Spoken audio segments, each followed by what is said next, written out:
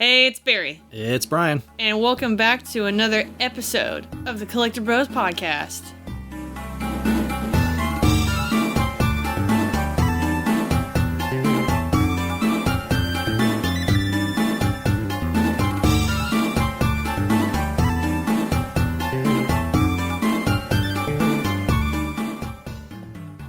On this episode, is it worth it? Izuna, which one did we agree it was? I say Izuna, but I'm sure my Izuna. Japanese is great, as we know from previous episodes. Izuna, the Legend right. of the Unemployed Ninja for the Nintendo DS. I guess maybe we'll find out how it's actually pronounced whenever I watch this announcement video for the reboot or whatever, who's to say. I'm just going to go off of that for now. But we're going to go over this game. Is it worth it? Based on story, graphics, gameplay, sound, and price, and the collectability of this item. Is it worth how much it costs as of today? Yeah, since we have that effect recently. Yeah, apparently we're affecting the market somehow and you know, making premonitions about stuff. If you enjoy what you listen to, please follow us on YouTube and other social media at Collecti-Bros Pod. Also, we are chatty. It's been quiet a little bit in the Discord, but the Discord is in the show notes if you would like to pop in on there. We've had some new people join us, so hello and thank you. Welcome. Again, Welcome. I gotta reel back my negativity now that actual people listen to us. Yeah. All right, getting straight into this. Fucking, hold on, you know what? I'm just gonna play this. Where's this video? I'm just gonna play it. Maybe somebody says her name. All right, after further deliberation, we've decided on Izuna. So we're just going to go with that one, and if I'm wrong, I guess you can just tell me in the Discord or the comments. That's cool.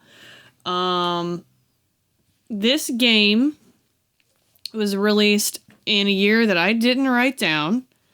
Hang on one second. 2007. 2007. Okay. Izuna was released in 2007 under originally Success as the publisher, but in the West it was published under Atlas for the Nintendo DS, and it was developed by Ninja Studio. Ninja Studio isn't really known for anything except this game. They did a couple other games, but literally the only two notable ones is Izuna 1 and 2.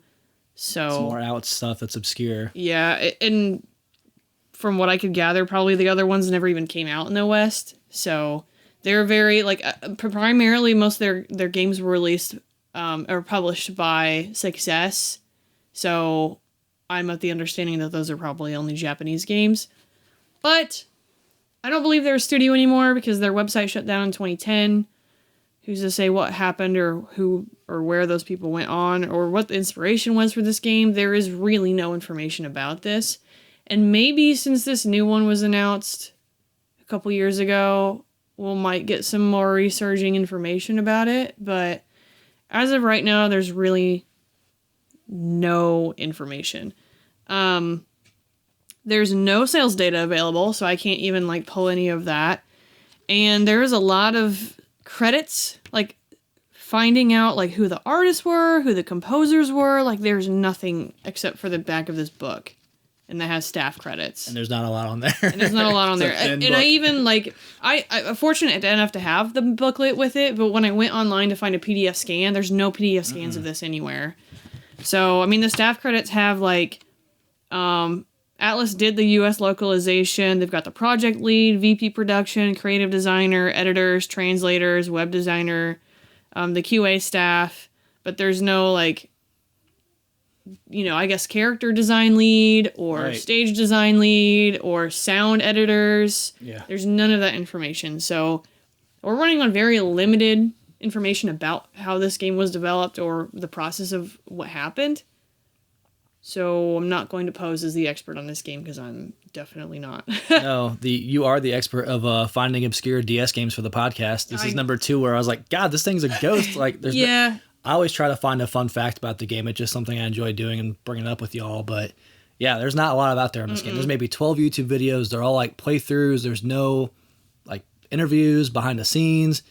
Even like there's usually scans from old video game magazines and stuff. Yeah. Nothing, bro. Nothing. Yeah, I don't know how this game was marketed. I don't know Probably like wasn't. why it came out or what they were inspired by or like anything about this game other than it exists. Right. I enjoy picking games that people generally don't know about because, you know, like I'm sick and tired of watching the same videos, the same shit all the time, right? I've seen so many videos about Zelda at this point. Like, we are never going to cover Zelda on this podcast, I swear to you. I'm going to pick one out of spite now. There's too many. I lied. We did Minish Cap. So, like, you know, we filled the quota. We're done. Okay. We're never going to do it again. That's requirements as a content creator. It's like Zelda toll. We did it. I forgot about Minish Cap until right now, actually. Like, I don't know. There's just so many. To be fair, that wasn't my choice. So I'm not going to say never because I will, but I'm less inclined to be constantly wanting to pick popular games or things that people have already made a million videos about. Right. I'm more interested in talking about things that people haven't heard of, maybe haven't played, like don't know a lot of information about. That's kind of where I find more joy. And that's a lot of my collection. Yeah. Right? It's a bunch of shit that people are like, what the fuck is that? And I'm like, I don't know, dog, but it's called Finny Fish and I picked it up. So... I ain't trying to tip my own cap or anything, but I think it's part of the fun. We've been doing this for a long time. And when you do find one of these games that's actually a hidden gem, instead of just throwing the term around because it's a PS2 game you picked up and now you're trying to inflate the price on your Patreon, you know, it's interesting. It's fun. It makes it stand out. So, I think I didn't know this actually got a reboot until Brian just told me. Because there's just... no reason for you to look this game up. It's a Nintendo DS game. How many from years like ago is that? 20,000 years We've heard ago. nothing. Yeah. That's the thing. So it did get announced in 2023 that they were re-releasing it for PC, Steam, and Switch. At that point, it's probably looking like a Switch 2 now, which... if it comes out. It's not going to come out on a Switch 2, I'm calling it now. If it does come out, it's going to be PC only. Yeah. Because of the cost and the knowledge for making for the Switch 2, they're not going to do. They're just going to keep it on Steam. So just calling that now. Timestamp it. May 28th. 2025. Yeah, because Switch 2's in a week. Yeah. Time flies. And apparently people are reporting it's already hard to develop for. Yeah. So... some of the reports have been crazy. I don't know. I mean, it's a little off topic, but I also don't know how long they're going to be doing cross support for Switch 1 and Switch 2, or if Nintendo is just cutting Switch 1 off entirely. Maybe they're going to be like, hey, everything that's ready or already in production for Switch will still release, but we'll eventually cut it off. Nintendo is usually pretty good about that. They support it for a year or two after the new console's out. So we can get late release games like see our last episode, Castlevania. Yeah, it is possible we might see this new one on the Switch during the Switch 2 life cycle, but I'm still going to say they're probably going to cancel the Switch 1 and just stay PC. I'd be surprised if that game even gets made, bro. In 2 years, we ain't heard a peep. This is true. Other than that, we can get straight into the story because I literally have nothing else to say about. I do have one this. Fun fact. All right, Only not one. straight into the story yet. Just one. This is in contention for the longest title that we've done. That's all I got. That's it. Yeah. Yeah, really I'm trying to think of maybe another one that's long. I don't think like this, man. This thing is... All right, fine. I'll find one that'll beat it. No big deal. Challenge. It'll just be a Shin Megami. Shin Megami. Oh my gosh. All right, straight into the story.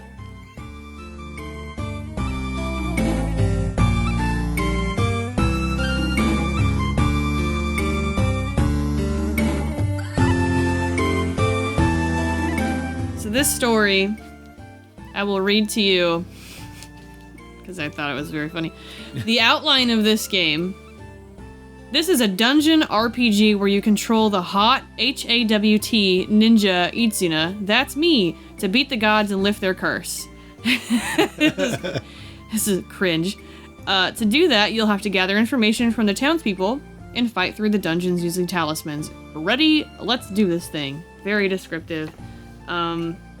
This game basically is about... It is a roguelike dungeon... roguelike... I don't really like calling this a roguelike. It's a dungeon crawler. I mean, a dungeon crawler is kind of specific. If you've ever played Pokemon Mystery Dungeon, or Etrian Mystery Dungeon, or Chocobo Mystery Dungeon, or... What's that one that's on the Wii? I have it. I wrote it down somewhere. Hang on. Masamune or something like. I can't remember what that one's called. That one's hard as balls.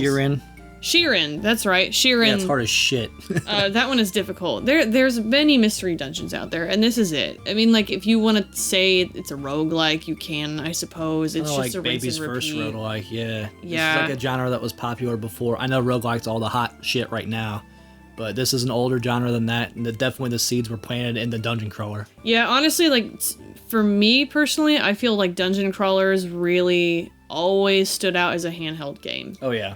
Because dungeon crawler, at its core, it's like what you... And if you're not sure what this genre is, what you do is you kind of exist in a hub area, right? This time it's the village that everyone's inside.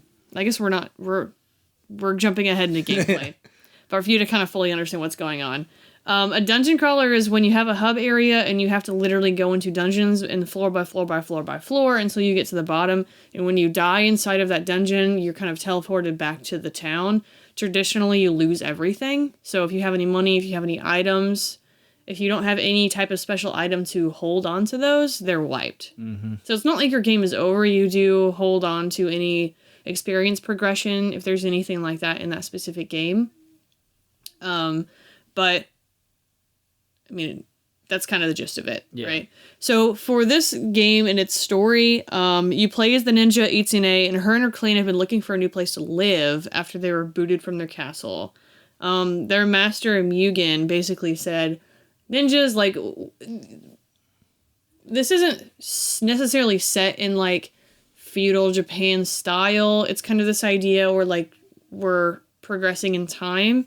And ninjas are obsolete. I don't need them anymore. I've literally had not a need for them. So Mugen said, I'm kicking y'all out. I don't need you. I'm not going to sit here and feed you in my castle for you to do nothing. So they're trying to find a new place to live. They find a village where Izuna immediately offends the gods by touching an orb that says, literally, do not touch this. So she touches his orb, makes them mad, and there's like 5 or 6 gods. I can't exactly remember 6. how many there are. 6. Makes them mad, and they kind of curse the village. And every single god is like a god of something specific. So as you start talking to these villagers, some of them are super sad. Like, they all are afflicted with different curses, and depending on which boss you beat, you have to go talk to this person, use the orb, and get rid of the curse. So the story of this game is her being like, oh, well, I messed up and this town hates me and they basically won't let me go until I fix this problem. So I have to go in these dungeons and I have to go face the gods to prove to them that, like, I'm not a shithead. Yeah. So that's pretty much the story of it. Yeah, and the interconnections between the characters in this game, it's honestly a ton of fun. Like, I really enjoyed walking around talking to the villagers because it's not just like villager A, villager B. No, they all have like really unique personalities, even amongst your peers. What's her name? The one that Etsuna looks up to his sister. Basically, you're trying to impress her the whole game and trying to like win her affections. This one? Yeah. Whoa. That must be from the reboot. Continue. Yeah. Anyway. But yeah, all the interactions between characters are great. Like, this is really humorous in the way it's written. It doesn't take itself serious at all. I do really enjoy that. Just the way that, in the sense that it's an original world kind of based on feudal Japan, it's really interesting. It was like a lot of the characters and the gods and stuff, they reminded me of like early Spider-Man in the sense that like they're all like elemental based, right? So you're like fighting the god of fire, for example. Like, he's the epitome of fire in the land. It reminded me of reading like early 60s, issues 1 through 12 of Spider-Man. So that was really fun, but with like a feudal Japan twist on it. Like, all the characters were really enjoyable. I also will be transparent and say I did not finish this game, so I don't know how the story ends because I also did not watch a video on it. But from what I've gathered about other reviews and stuff, the story, there's not really much there. I'm going to assume you lift the curse at the end. The village is like, cool, you can stay. Mm-hmm. I don't know if you watched a video on the end. You hit the hammer. Is that pretty much what it was? Yeah, all right, cool. Outside of that, like, there are, especially the dialogue with some, like you were saying, the dialogue with some of the town's members, it wasn't very specific about, like, who was afflicted with what curse. So when you beat one of the bosses, beat one of the gods, and you'd go back down and be like, okay, who's the one I gotta cure? Usually it's like 3 or 4 different townspeople every single god, but you'd have to run through like 4 areas to talk to everybody. Right. Attempt to use a fucking orb on all of them. Yep. And it just didn't immediately do it for you. So that was a little bit annoying as far as like, why am I doing this over and over? Some of them gave no hints whatsoever. No. Like, some of them just talked gibberish, and you're like, which orb do I use to save this guy? It's like, all right, guess I'll use this one. That one didn't work. Guess I'll use this one. Yeah, and some of them actually like add to the gameplay. Like one of them was like storage center. So one of them was the shopkeep. And it kind of ties into gameplay too. But there are parts of the game where, like the shopkeeper, you don't unlock the shopkeeper or the storage bank. You don't unlock the storage bank until after you beat the first dungeon, and then she's got some new dialogue for you, and that's where you can store your items. So the story, I guess, somewhat changes as far as the interaction with the other characters as you travel along, but there's nothing like crazy. One thing I do like about this, there's not a lot of meat on the bone from the story if you read the back of the box or start the game up, but I feel like a lot of the storytelling is like speaking between characters, like in world, and that's always cool, especially for a more simplistic game like this where it's like you have to dig to get more out of the story. So I kind of appreciate that, especially in a handheld game. That was pretty cool. Like I said, there's not a ton to chew on here. Like, it's just a fun little story. Yeah. But I think the way it's written and stuff, it gets extra marks from me. I think all the characters are good. There's not one character I absolutely hated. Like, all of them are really fun and entertaining. It's one of those games where most cases I would just skip the dialogue, just jam the A button. I actually read through all the dialogue every time I talk to somebody because the characters are so quirky and unique and a lot of humor in here. It's a lot of just like off humor where it's like, what the fuck did I just read? So it's worth your time to check out and talk to all the villagers. I know it's like RPG trope, but talk to the villagers to find out where you're going. But even if you don't find information you need, you're going to get a kick out of reading some of this shit. Shino. Yes, thank you. Shino. Basically like the older sister. And there are 6 gods. I only beat 3. I don't know how far you got. I beat 3. It was on the 4th dungeon, yeah. Yeah, because the ice one was the 4th dungeon. And that's as far as I was able to get before I kind of had to pass it off. Yeah. Because we only have 1 copy between ourselves. And just clarity, life's been crazy. So sorry guys, I let y'all down. I could have beat this, I feel like, too. Like, I feel like I could have put time in and beat this game. Well, beating the game, in gameplay, rolling out.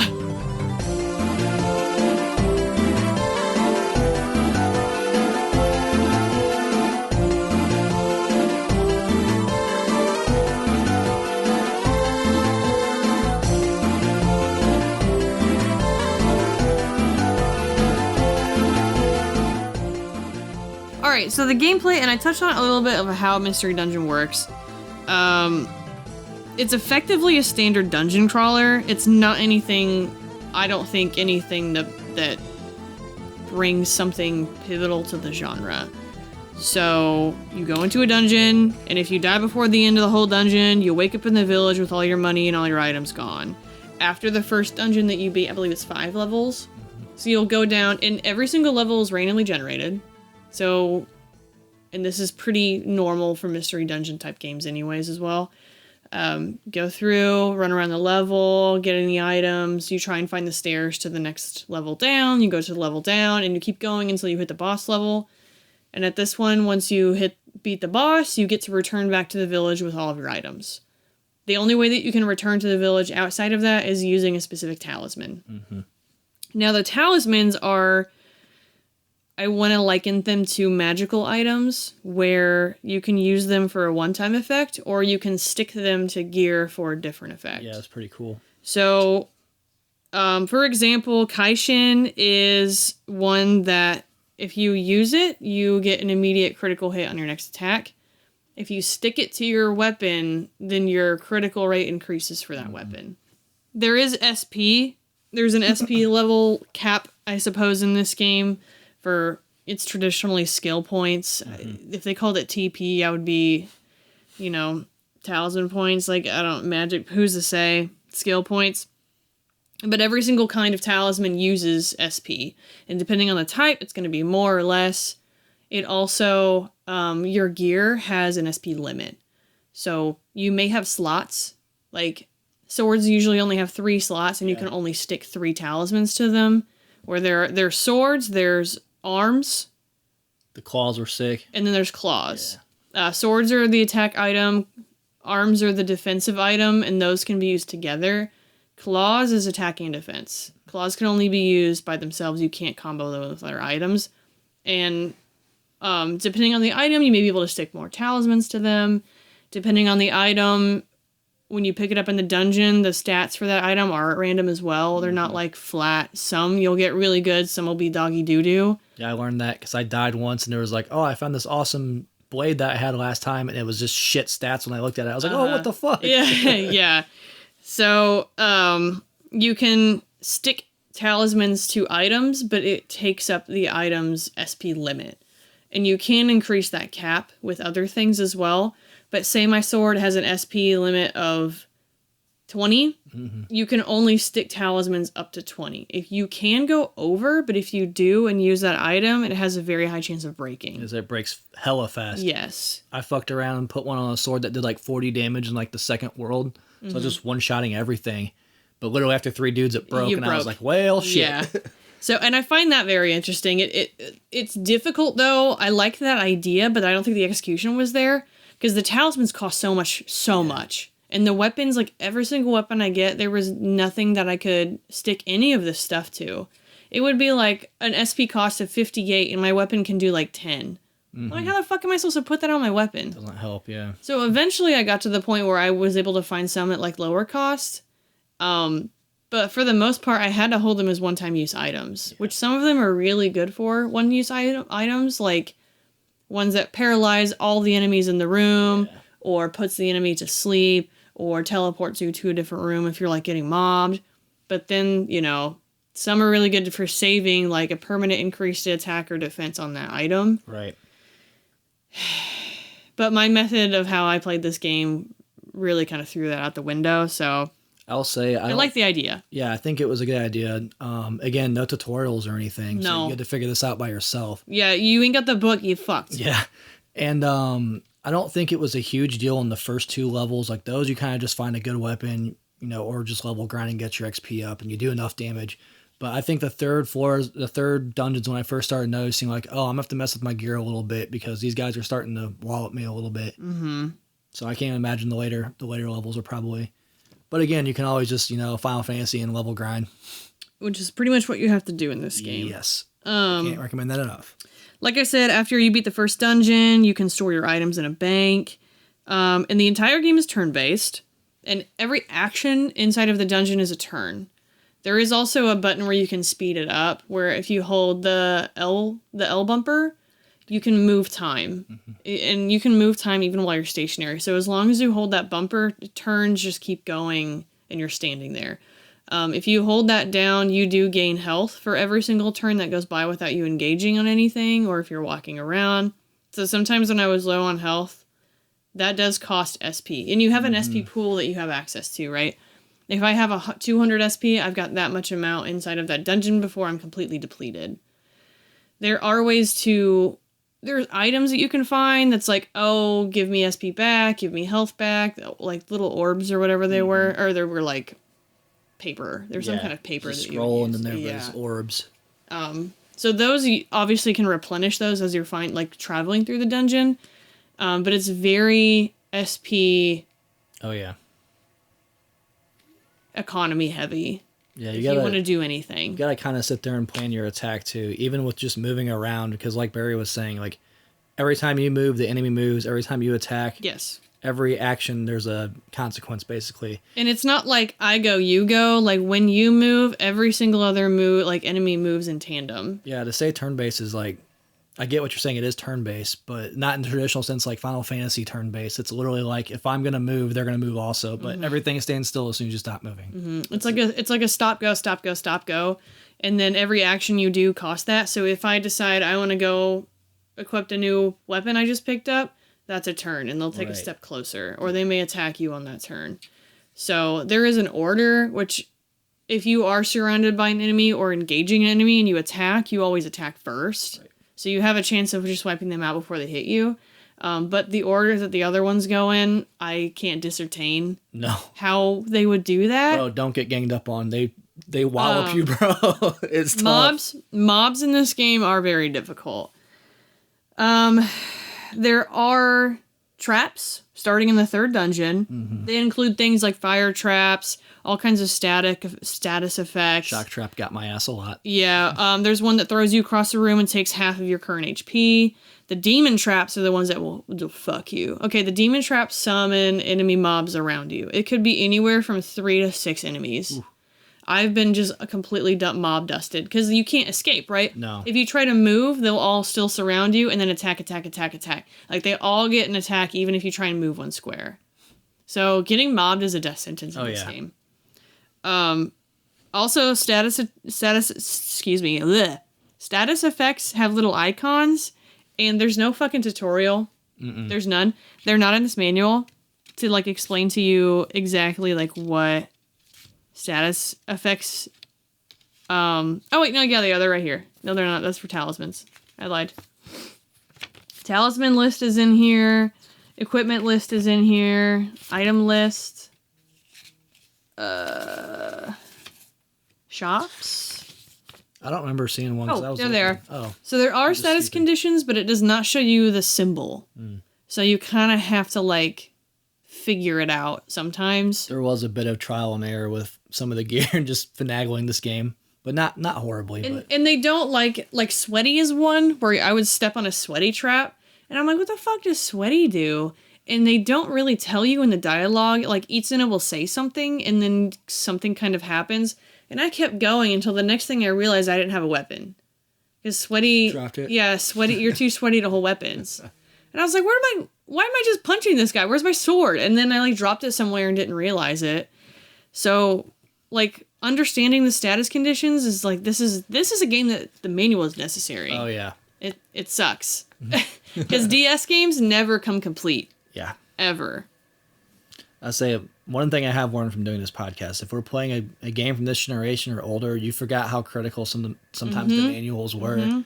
This is definitely one of those games, dudes. Like, for real. And even then, like, most of the time, we'll have a manual and we still have to consult GameFAQs. Yeah. Like, people's whole thing of making GameFAQs and really understanding how this game functions mechanically is so important for this generation. Like, anything that's... I would say PlayStation 3 and Xbox 360 kind of understand.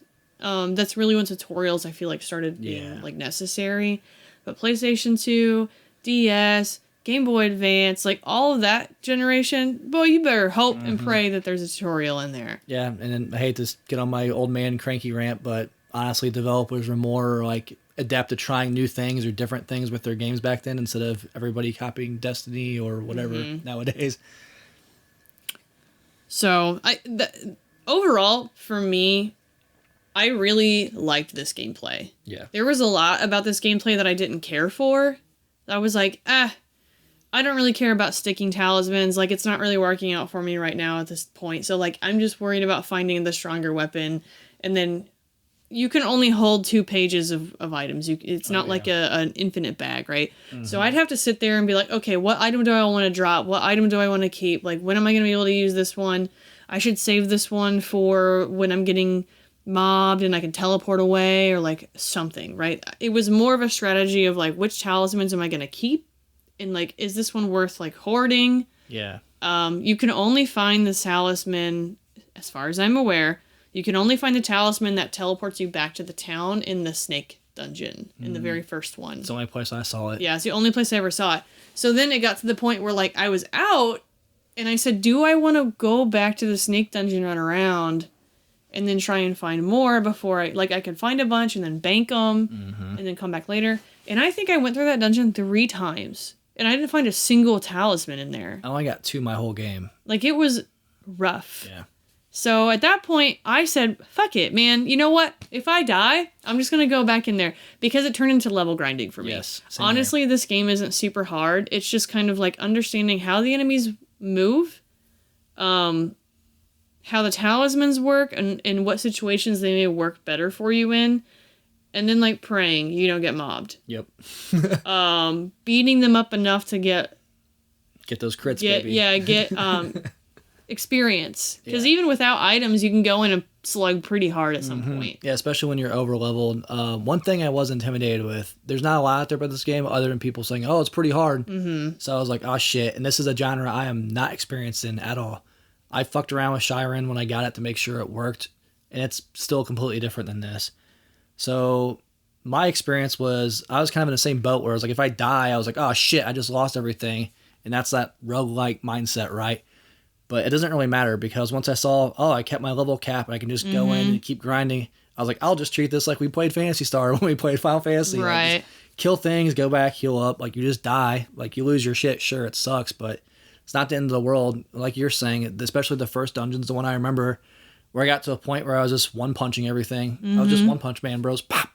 And it was like, all right, cool. You know, when I finally got to, maybe it was the fire dungeon. Yeah, the third one, it slowed down for sure.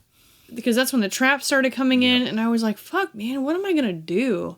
Like, I died again. And I was like, you know what? I'm just going to go back in there, punch some dudes. Maybe I'll see how far I can make it. All right, I'm just going to see how far I can make it. Maybe I'll get some items, like, use the item. Like, just use the I'm already in the dungeon. If I'm going to die and lose the item, like, use them or lose them, brother. Yep. You know? So I was just like, well, shit, let's see how far I can get. And then I got to the final boss and was like, oh, well, damn, I wasn't expecting to, like, keep all this shit. Yeah. So I feel like that goes hand in hand with the style, not the style, but the platform. Yeah. Right? This game is set up to save when you go into a dungeon and save when you get out of the dungeon. And you can save by 4 if you quit to the menu. Yes. If you save by the staircase or whatever, it'll save. Yes. Yeah, it'll let you do that. Honestly, and then save back in the town. So like me, I was just like, you know, I'm just gonna go in here and play a couple floors, and maybe I'll be playing for 20 minutes. I'll sit down with my DS, play it for like 20 minutes, go through some dungeons, and be like, okay, like I'll just come back to this later, because I can't. This is a game I can't sit there and play. This is the same shit over and over and over and over and over, and I am not a fan of the same shit over and over and over and over. Right? I can't. To me, if I'm playing a game less than 4 hours, that ain't worth it. Right? Like, I'm used to marathoning. Okay, so I think about playing this game for 4 hours straight, and I just, like, sigh internally. I don't want to. So this is, like, being handheld. Yeah. I can sit on the couch. I can go, like, okay, right before bed, I'm going to play a couple levels. Maybe I'll see how far I can get on this run, and then die and go back to the village, and then, like, go to sleep. Yep. You know, that's what this is built for. I think you nailed it earlier. Like, this is the perfect type of game for mobile. And, like, to have an early DS game like this, like, yeah. This is something that I would want to pick at. Like you're saying, that's exactly how I played it. I would literally, after work, I'd get in bed, but I didn't feel like turn on the Xbox, or just after work, sit there and pick at it a little bit, come back. And honestly, if I owned a copy, I would go for it and try to beat this, because I had a fun playing this, and I'm not a huge mystery dungeon guy. This is like my first one I've dug into. But I think that's a really good way to address this game, because you're not going to overwear its welcome. Surface level, it seems really like simple, but the more you dig, it's fun to try combinations. And like you said, if you make it to the boss and you die, when you make it there again, you get funny dialogue where it's like, you're back net and just stupid shit. Like, it's like kind of addictive in a way, but yeah, I know what you're saying. It's not something I can sit there and just, you know, marathon it. Like, you know, I've been playing some of these games that I play, but sit there and pick it. It's like the perfect mobile game, honestly. Like, if this thing was on a phone, I would download it and play the shit out of it. Like, I enjoy my time with it. Even some of the combat, like, it's kind of like bump combat, right? It reminds me of like Highlight on the NES, which I'm the only person I know that defends that game because of the bump combat, but I had a smile on my face and I'm like, oh, Highlight lives on. Like, that's awesome. And I think, like, it is fair to, like, say this is a rogue game. And I think about, I enjoyed playing this game because I was like, okay, when I finally got to the point where I was like, I have to pass this off to Brian. I'm not done with it. I said, but I would probably come back and play this game again. Yeah. Because there is a sense of progression, and I don't feel like everything I've done is a complete waste of my time. This was a problem with Shiren that I had, where it was like, you had to start at the beginning, dude. There was no, like, checkpoints. Shiren, at least as far as I was aware of. Beat down, dude. Right? And this is kind of why I lost steam with Hades. Because, like, If you died in Hades, you start back at your room and you gotta jump out the window and start at the top again. And I'm like, dude, like, can you just checkpoint me, like, past this point? I already beat this boss. Do I have to do this again? Like, it just wore me down. Yeah. And so for this format in this mystery dungeon, like, I liked it so much more. You get to the first dungeon, it's only 5 levels. You get a nice taste of how it's going to go. And then you're done with that one. And you can revisit that dungeon anytime you want to, but it's separate from the rest. Right. Right? You go to the second one, and it's a little bigger. And you're going to have to spend more time in there to do it. But it's not like I have to do the first one and the second one. Get fucked in the second one, have to go do the first one again. Like, that's just boring to me. You can go at your own pace with this. And it being portable, like, this would be perfect if I was, you know, oh, I've got a couple minutes to clear a dungeon. If I'm at the vet with my dog or whatever. Probably recent thinking there. But sit there and play around when they call your name. Cool, you save it, you're done. Yeah. Like, you don't have to sit there and stress, you know. And that's... Goes I a really long really way. appreciate that about this game. Same. Is they've broken it up into areas that make me feel like I am progressing in a mystery dungeon kind of game. It's nice. Have you played the Pokemon ones? A long time ago on the DS or not, or the Game Boy Advance. Yeah. Do they have like the same kind of bump combat? Is this like common in the genre, or is this something that they tried to do to like call back? It's not bump combat. I mean, it's like it's not, but it kind of is. You stand Move in a into 'em. square. I mean, you move into them and they attack you on the square. It's not like original E's bump combat where you Right. literally bump and push them back. Yeah. Like, there's no knockback when you're saying bump combat. It's just you're engaging up to a square at the same That's spot fair. and you're attacking each You don't other. have to push like an attack button. You just walk towards them and it attacks them. Is what I mean by that. Yeah, the bump combat ones, if you hit the left, you're going to keep bumping left until you stop hitting it. This one, like, you have to sit in a square and hit an attack button. And if I remember correctly, Pokemon is the same way, but you have more, like, skills you have access to where you can attack but, like, do some other skills as well. It's been a really long time since I've played those games. I'm just not super familiar with the genre, and if it's like this, I think I'd like it. Like, It's not. I think this is an outlier. Of all of the mystery dungeons I've played, and it's not a lot. Usually this isn't my genre because of that, where once you die, like, the whole progression's gone. And, like, I can't sit and play a game if there's no progression. yeah. Like, I have to have something to work towards, and I don't want to keep doing the same shit over and over. Something like Risk of Rain is a little different, where the levels are generated, and there kind of is a whole ending. But the loop is so much fun that, I don't care if I don't get there, because there's so many combinations I can try, especially with a friend. Right? Mystery Dungeon and roguelike games are much more fun with friends to kind of, strategize how we're going to do it. Yeah. Even if you fall, it's like, okay, well, we'll try it again, no big deal. But if I'm soloing it, I need a checkpoint system. Otherwise, I'm just going to get bored. Yeah, that's fair. And like I said, you can always revisit, come back. This is definitely a game you could just put down, come back to it. It might take you minutes to remember the stats effects and stuff. Yeah. But this is definitely one if I rated a copy. I'd love to go back and revisit it because I actually had fun with it. Right. Quite I a think bit. the core of this game, if you think it's hard, you just need to get into the mindset of you will die and do not be... What's the word? I don't want to say reliant, but don't be reliant on the items.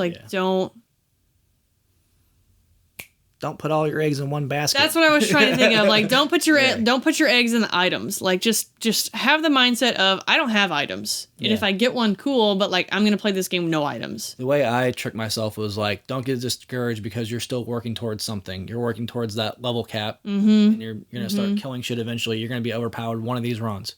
Yeah, and it's I really enjoyed my time with this one, man. And sometimes you might get a whole run where you don't even get a fucking healing orb. And that sucks. Often. But once you get out of that mindset of fuck, what am I gonna do? You have so much more fun. Yeah. Because it's kind of freeing to be okay, well, I made it 3 levels. Let me see if I can make it 4 the next time. Right. As far as negatives go in this game for the gameplay section, I don't have a ton. I only have really one. Is that, like you said earlier, you get 2 pages of items. I wish there was a button you could hold down to see what the item was before you walk over it and see. And then I had the trouble was there's a lot of items remembering what was what. I was do I need this? Let me drop something. Let me go back and pick it up. And when you're going back and forth and moving, enemies are coming towards you because they're moving. Yeah. I wish you could just hold the right bumper or something and it would the name would pop up over the item. But that's just a nitpick, man. And there was a lot of things where inside of the game, they want to be very vague about the description of what they do. Yeah. It's a lot of trial and error, man. And so they want you to pick up these items and try and figure out what to do. And you know what? I can't figure out what to do with that freaking pill that once you eat it, you take all this damage. Do you know which one I'm talking about? Oh, yeah. I said, huh? I was like, what do I do with this? I don't know. So one time I threw it at an enemy, didn't do anything. Didn't I said, eat okay, so I just stopped picking them up. I tried dropping it and see if you'd walk over it, and if it was like a mine. No.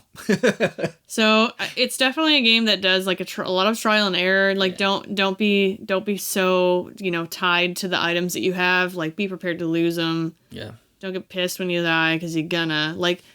Sorry, but if you get into a room that's a completely open giant square and that entire room of monsters is coming for you, that is the most dangerous thing in this game. The second you are surrounded, you are fucked, bro. You are fucked. It's D&D terms. There's 6 hobgoblins on top of you with advantage. You going down. Yeah. But let's move on to the graphics.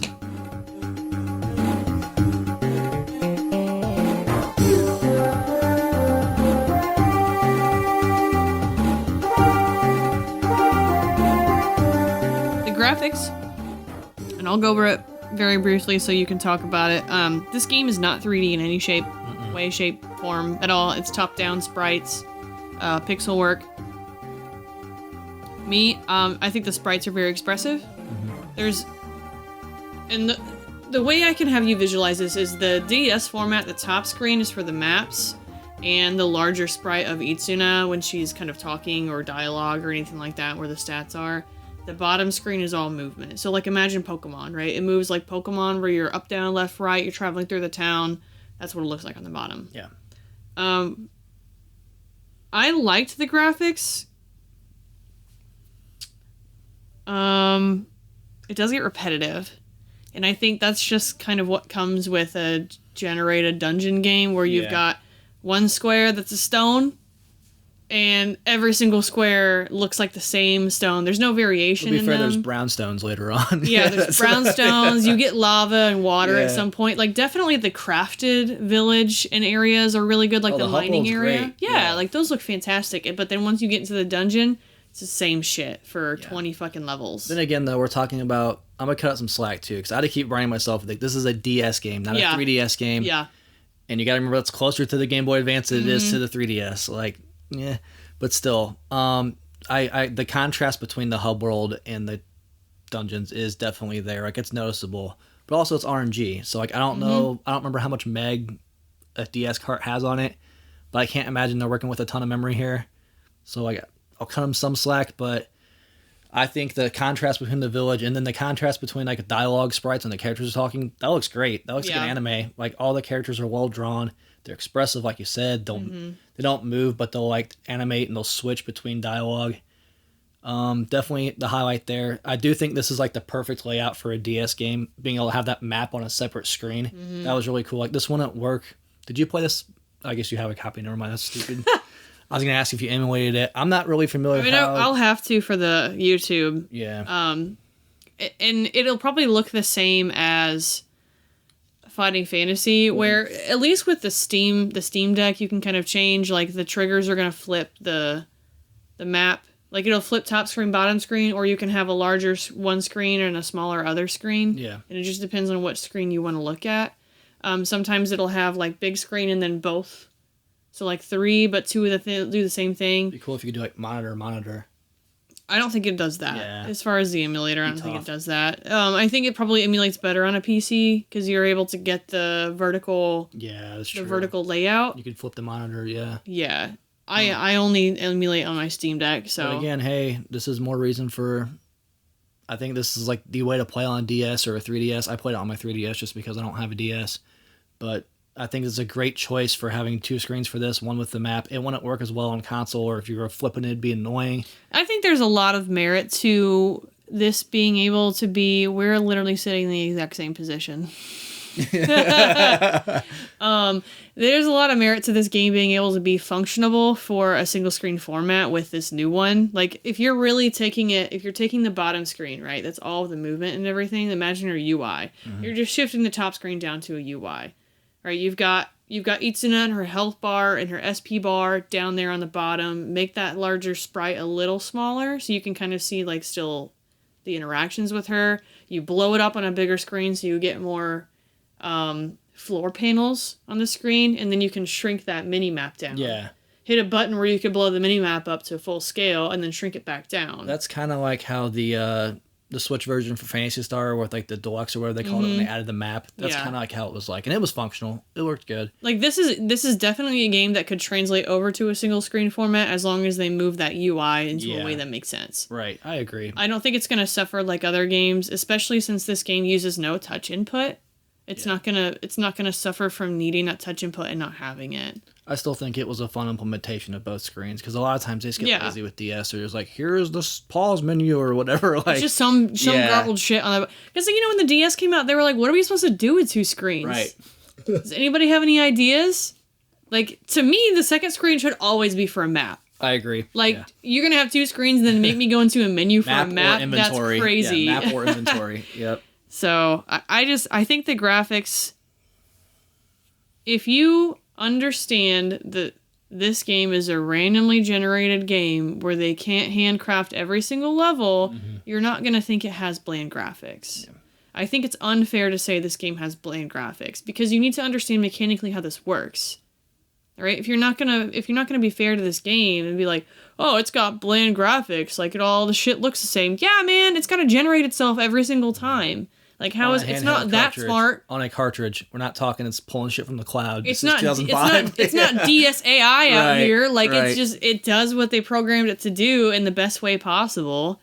I do think it was cool. It looked kind of like, the sprites reminded me of like a high quality Game Boy Advance game. Yeah. So it's well done in a weird way. I don't want to say it's like one of the weaker parts of the game, but the contrast is definitely noticeable. I'll leave it at that. The contrast is definitely noticeable. And I think that's why I'm not like, I don't want to be too critical. No, I don't want to be critical of the dungeons, because like I understand how it functions. Like, right, how the DS can only, this isn't even like a 3DS. That's what I'm saying. Right? Like, to your point, this is a little bit more of a high-powered Game Boy Advance. Yeah, yep. The technology is not there for this to do all this crazy shit all on its own.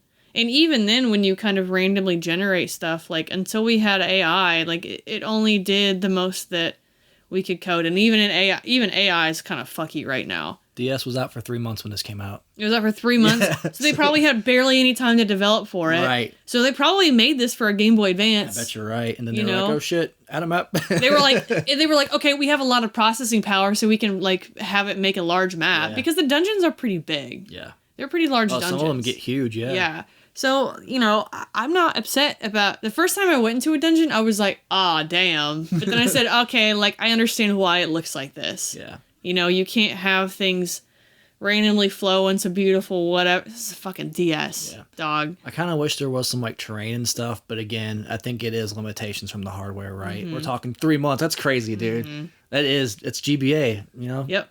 It's a Game Boy Advance game. Like, let's pump the brakes a little bit. Yeah. So I think it looked really good for what this game was. Yeah. And again, I think the communication between, like, those, if you'd animate that, it'd look fine if you were watching an anime. Yeah. Like, those looked really nice. I think bland graphics would be a very fair criticism if the village was also bland. And it's not. So I think it's a very successful graphical game. I always like to be fair. The Nintendo DS can't handle 3D. Yeah, it can't. Honestly, when games are made 2D for those platforms, they usually are better. Yeah. Didn't get good until the 3DS. No. So all the time, all the 2D games that are on DS, they usually look really good. Yeah. So the jump between 2D, like DS and 3DS, I forget how drastic that is sometimes. Even outside of the whole 3D slider thing, just like having 3D modeling capable. Running shit. Like, 3DS can run Snake Eater, bro. There's no way in shit DS can run Snake Eater. Let's talk about the music.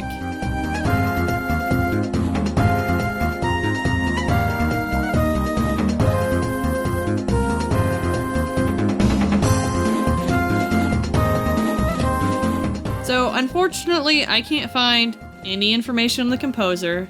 I was really hoping it was in the booklet, but it's not. So unless, I guess, somebody comes forward and says, I was the one who did the music for Izuna, there is no composer.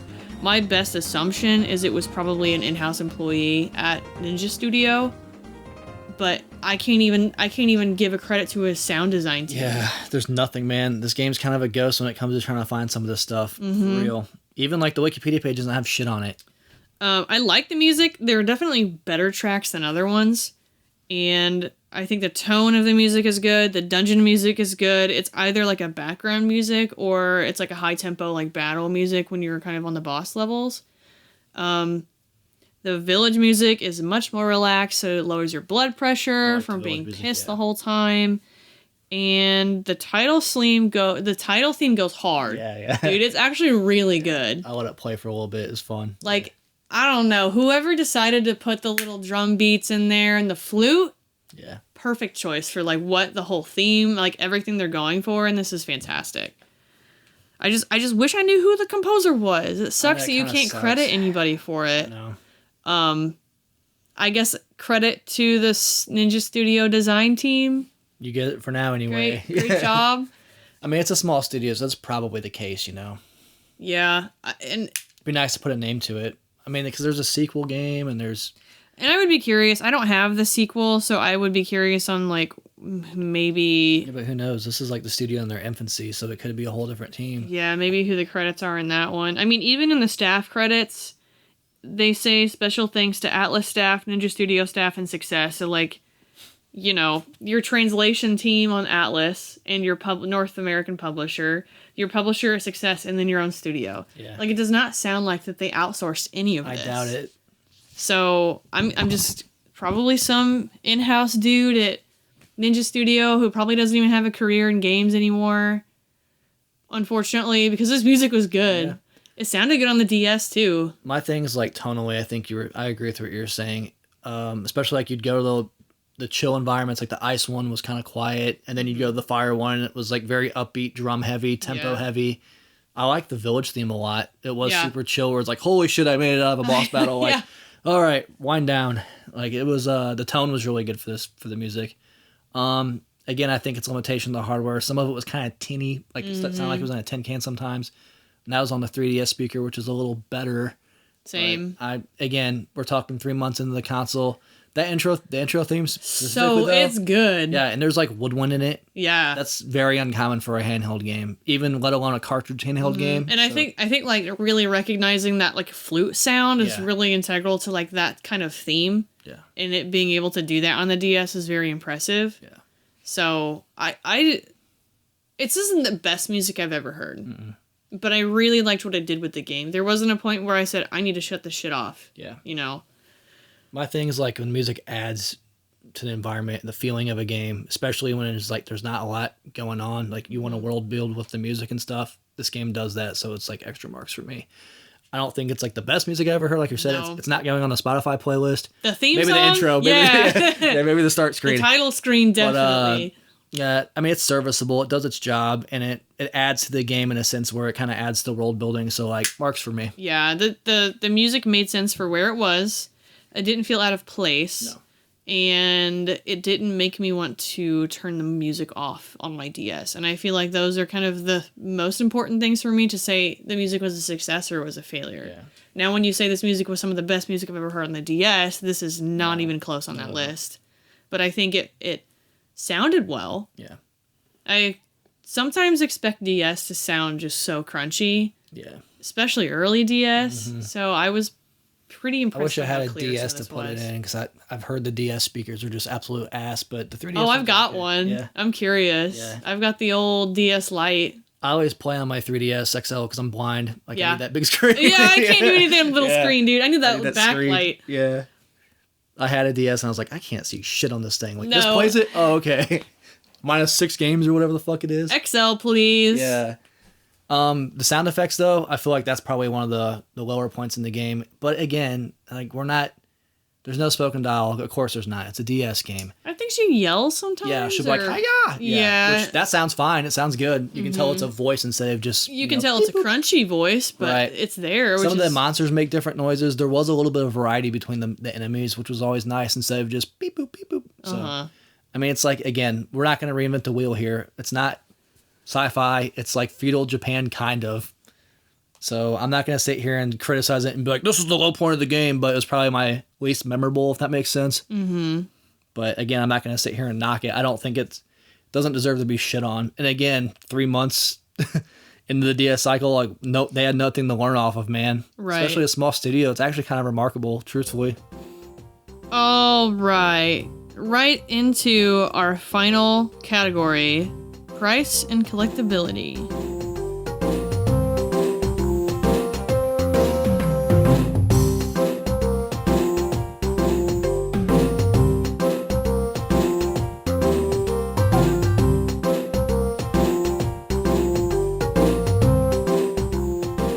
So price and collectability, like I said before, 0 sales data available for this. Yep. None regions. It was released in Japan, Europe, and North America. No information on any of those. I have never seen a PAL copy pop up, but I also wasn't like digging that deep. I looked, I didn't see one, and it's published by 505 Games, so I imagine the box art's different and shit. I did see it was 505 for PAL. It's more expensive here than PAL, apparently. Is the PAL one in the Game Eye app? Yeah. I didn't see it. Yeah, it's there it in is. here. Yeah, so it does have slightly different box art. The ratings and stuff. Yeah, I mean the ratings are on there differently, I'm assuming it's in one of those thick, because remember the PAL DS stuff has those really thick. Dude, cases. they're like 10 miles wide. They're crazy. Yeah. I mean, in the all of the box art is the same except for the text. Yeah. So the title does change depending on which region, and I believe it is really only different. Oh yeah, each region has their own style title. So the title is different, but the pose and the art of Izuna in the background is the same on all 3. That Japanese box looks really cool. It is cool. So it's impossible to say how many are out there. This is not a game I ever see in the wild. No. I've seen 2 before. Ever. I don't see this one. I've never seen 2. I'm still seen looking 2 a for it. times. I've never seen that one. And just quick eBay search, there's definitely more 2s on eBay. Well, I'll get to that one, maybe. Recently sold as of May 28th, since that's when we're recording this. Complete in box, $150, $135, $72 on bids, $150, $89 on bids. So I guess if you want to get this game at a cheaper price, you need to go bids, which is usually kind of how it goes. Yeah. Buy it now prices are always usually higher.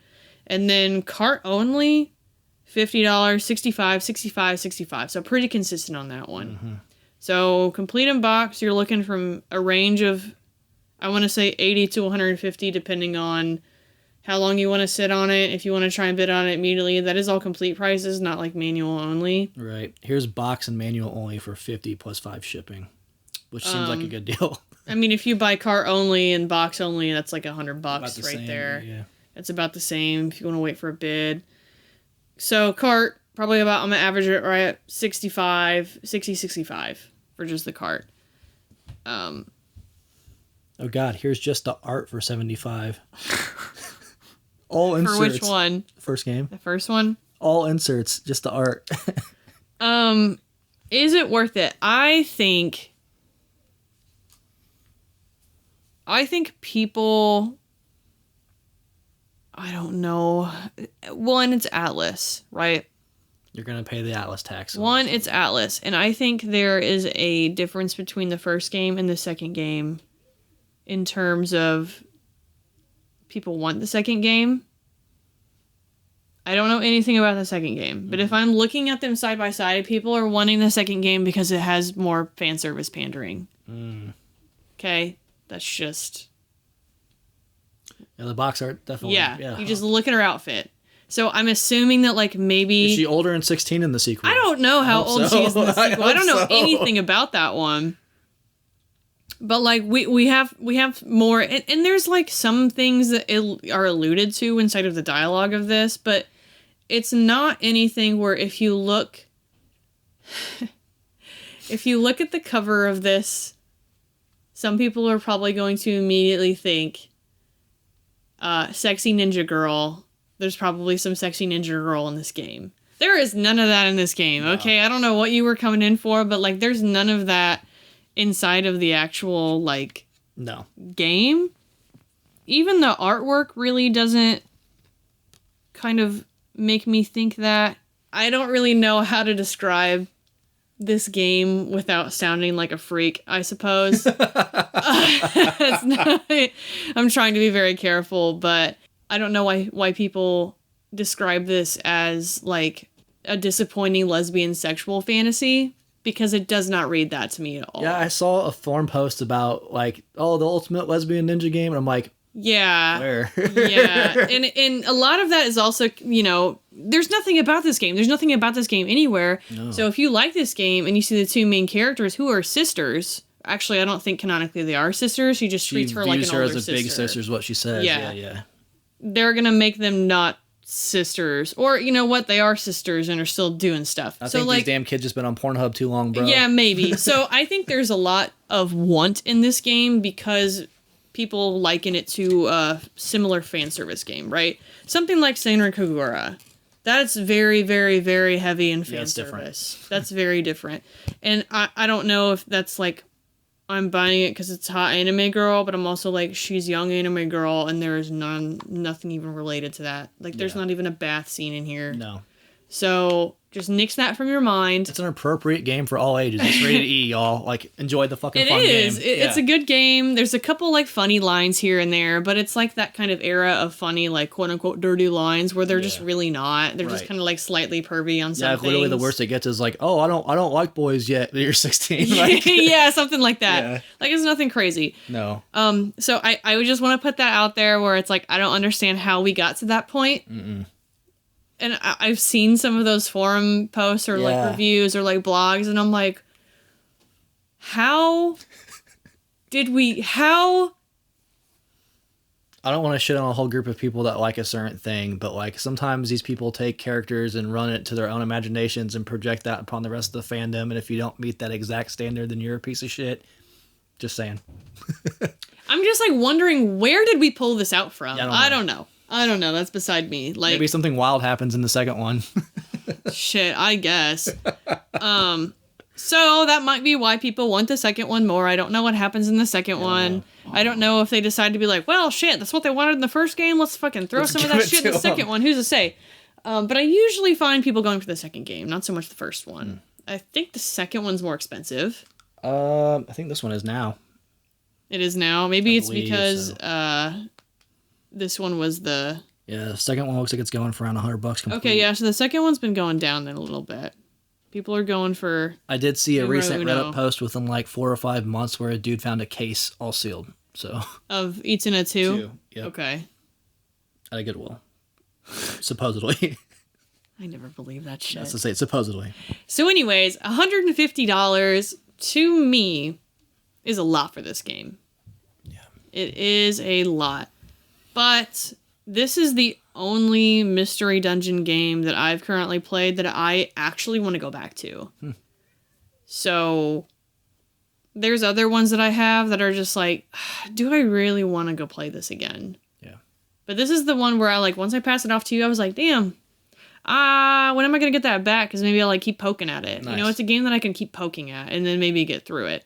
There wasn't anything that I super disliked about this game. Like, I understood it for what it was, and I didn't expect it to do any more. Right. You know, 150 is a lot. I think in the day and age of GameFAQs still being a thing, there is like one GameFAQs tutorial for this. Oh, damn. Like, that's it, right? And the one that's out there is pretty thorough with function, like what things do. All of the items are listed, all the status effects are listed. But without that, this would be really hard for me to think I can get this with just the cart price. Like, just buying the cart, you know, if $60 isn't terrible.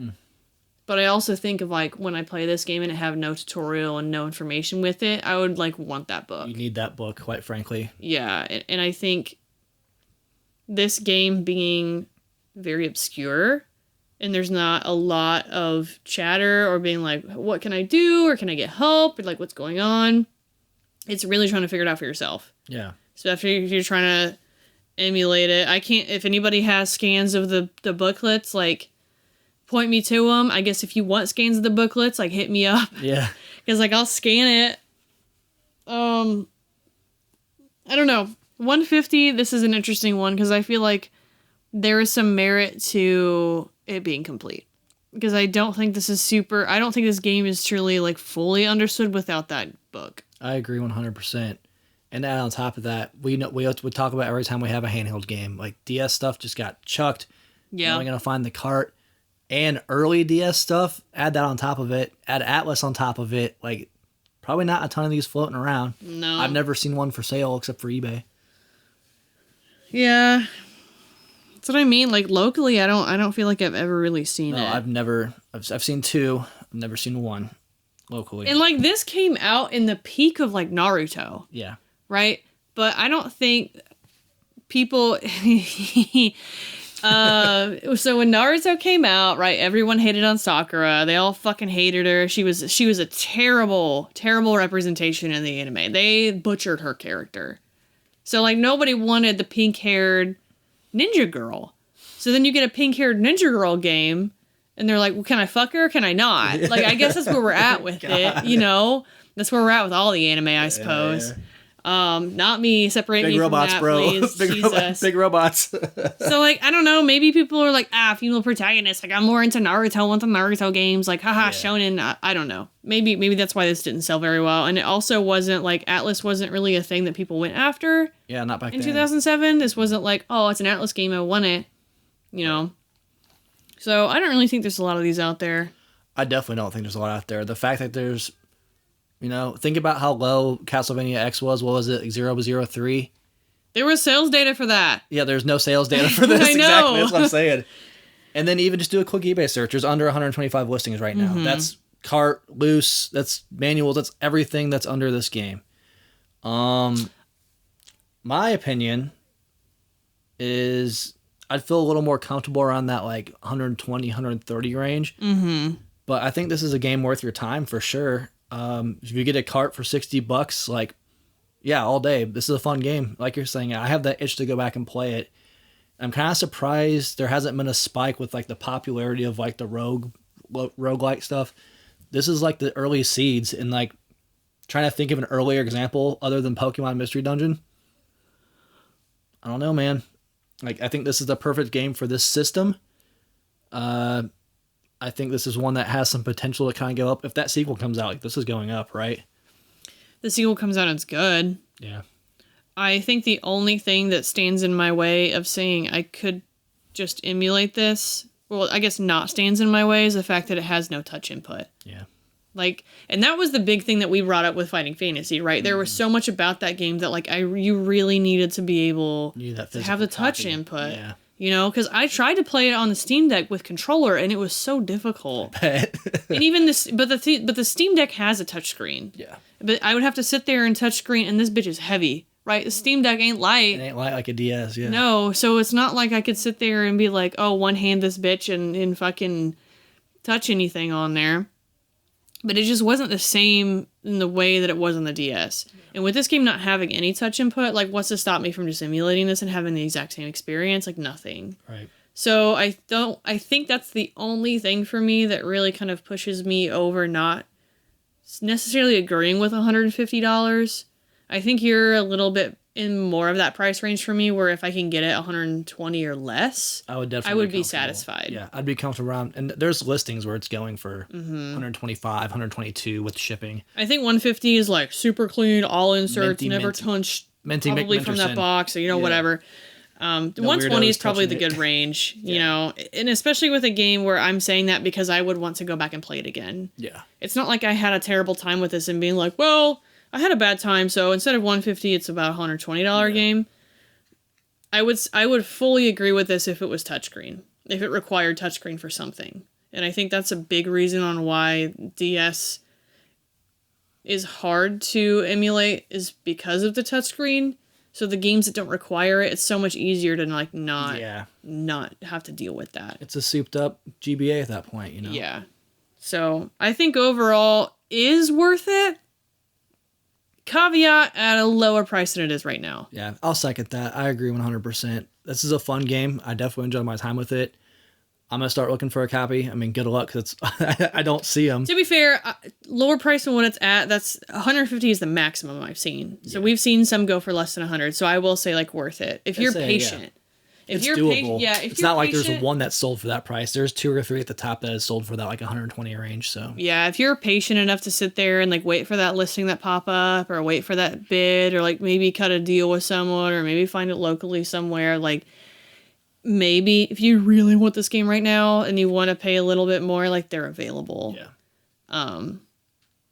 I would recommend this if you have patience to buy cart only. Yeah. I think it's worth a play. Yeah. No matter how you play it. And like, what's $60 at this point? You know, it's less than a fucking retail game at this point. So that's one of the things when we started this is like, oh, we're going to try to pick more expensive games. But now, you know, new releases are up to $80. Yeah. So it's kind of one of those things, man. Like, I'm not your financial advisor. I've said it before, but like, what's $60 at this point for a game that's pretty uncommon? Even like loose carts, I don't see a ton of loose carts for this game going around. Right. So, and that's I'll second this with if that new one does come out in the Switch and it's a hit. If they change change the formula up a little bit and it really catches on, I mean, people are going to want to go back and get those first two. Not necessarily. I mean, if they're completely remaking the first one and they make it better, there's no reason to go back to the DS one. That's true. They haven't even said if it's a remake or a new game. They just said it's a new game in the series, but they didn't say it was a sequel. It made it seem like it was a reboot. That's and I think people would be more inclined to go for the second one. Yeah. If the first one pans out well, they probably would want the second one. That's true. But I'm thinking, like, here's the thing, though. The first one pans out well for, like, the 4 people that play this game. Yeah. It's not going to be, like, a multi-million sold success.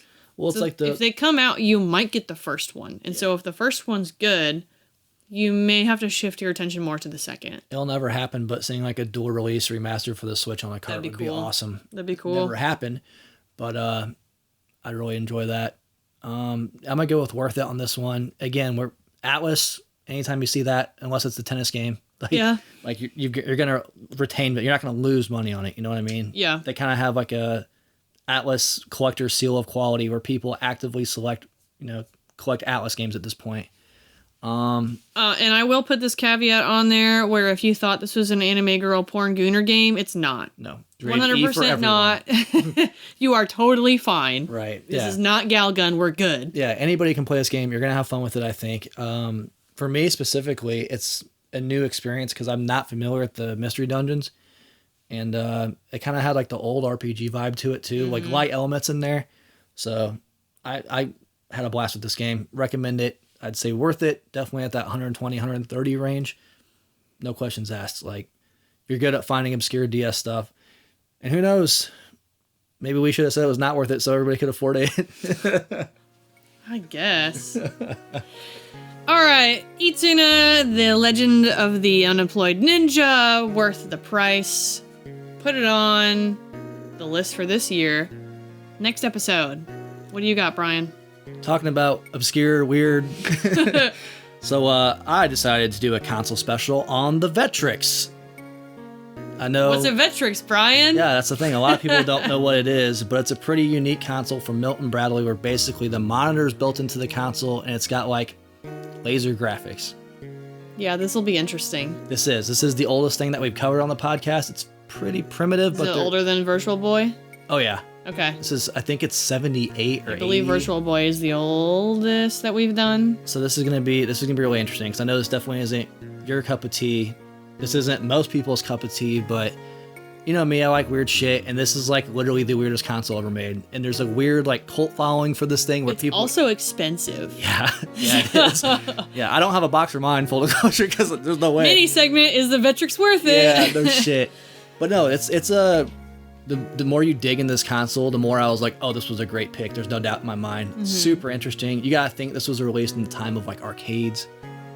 So it's basically like the first at-home Did they think it was going to be like the little desktop arcade? Oh, Milton Bradley was like all really? in on this fucking thing. Yeah, it's going to get really interesting when we talk about this. All right. There's a lot of meat to chew on, and I'm surprised because, again, no one knows what this thing is. Well, mine and maybe our listeners' first experience with the Vectrex. This will be an interesting YouTube video, probably on this one. Yeah, I got to figure out how we're going to film this goddamn thing. Yeah, the visuals are going to be interesting on this, but looking forward to it. Yeah. Anyways, that's the end of our episode. Thanks again for joining us at Collecti-Bros Pod on all social media platforms and YouTube. And check out the Discord in the comments below. Until next episode, stay oppressed. Ching. Is that glass breaking? Stone Break Cold? the glass ceiling. It's not Stone Cold. It's Batman Beyond. Don't break your wallets in this economy. Yeah. Collecti-Bros out.